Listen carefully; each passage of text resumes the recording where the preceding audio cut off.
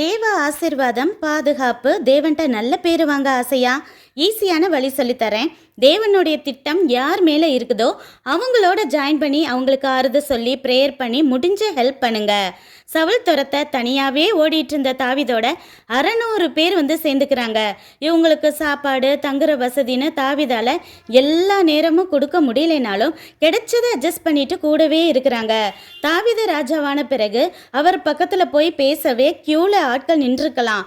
ஆனால் இவங்களுக்கோ ராஜா கூடவே சாப்பிட்ற தூங்குற பாக்கியம். இவங்க ஒருவேளை சவுலோட சேர்ந்து யுத்தம் பண்ண போயிருந்தா பெலிஸ்தரால கொல்லப்பட்டிருக்கலாம். ஆனால் தாவிதோட இருந்ததுனால தான் உயிர் பிழைச்சாங்க. நன்றியுள்ள தாவிது ராஜாவான பிறகு நிச்சயமாக இவங்கள நல்ல பொசிஷனில் தான் உயர்த்தி வச்சிருப்பாரு. இதே போல கூட இருக்கிறவங்களும் தேவ திட்டத்தில் உள்ளவங்க யார் மூலமாக தேவன் பேசினாலும் கண்டிப்பாக அதுக்கு கீழ்ப்படியணும். அமைதியாக எரிகோவை சுத்துன்னு யோசுவா சொன்னாலும் சுத்தணும், ஆர்ப்பரிங்கன்னு சொன்னாலும் ஆர்ப்பரிக்கணும்.